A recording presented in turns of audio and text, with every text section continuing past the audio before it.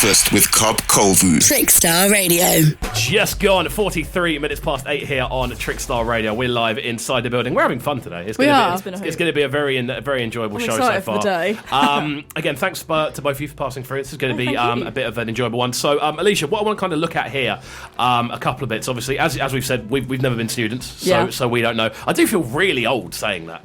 I can still be a student at some point. No, you are quite old. Yeah. You could join now. To be fair, that went unnoticed. Does it sound quite old? No. Did you say that? I'm closer to 50 than I am birth, so that's. Are you actually? Yeah. That's scary. Yeah. I mean, I don't want to worry you, but stop planning. My name's literally Cub as well. It makes no sense. Yeah. I'm literally pretending to be a child. My mum went to uni at I think she went to uni past 50.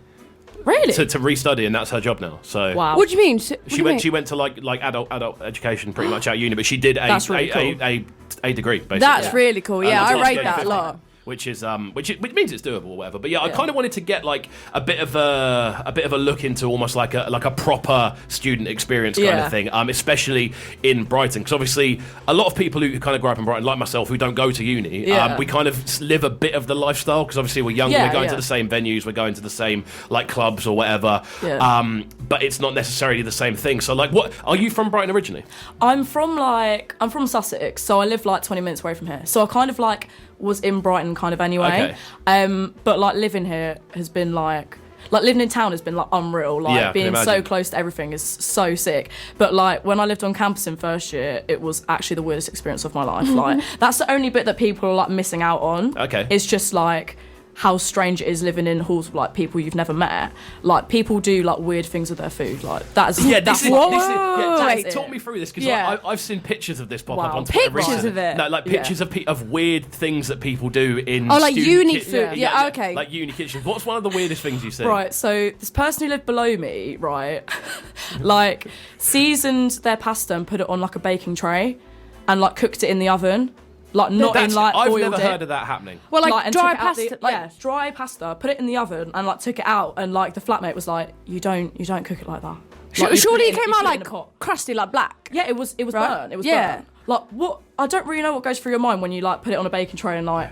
I mean, if it's a lasagna, cool. That worries me for like the future, you know, because these are the people that are growing up to like, you know, one day maybe like take over and stuff, and then this is what we've got. Like kids put in their pasta in the oven. It was honestly so bizarre. People. I mean, a pasta bake maybe that works, but not like just raw not pasta. Like your raw pasta, dry pasta. Yeah. Like and people... at least he seasoned it. This is the thing. There is some hope. There's hope because he could have just put it in the oven. He seasoned it. Take it out and it's done. What did he season it with though? This is the thing. It was salt and pepper. Oh, that's fine. That's good. All right. I mean, I'll take it. But I'll take it. To be fair, I mean, I've seen some weird pictures like pop up of people who like open like jars of pasta sauce and then literally get it everywhere. Like, how? I don't understand. I don't really understand either, to be honest. Maybe that's what uni is. Like the first round of uni is like the sort of like an elimination round.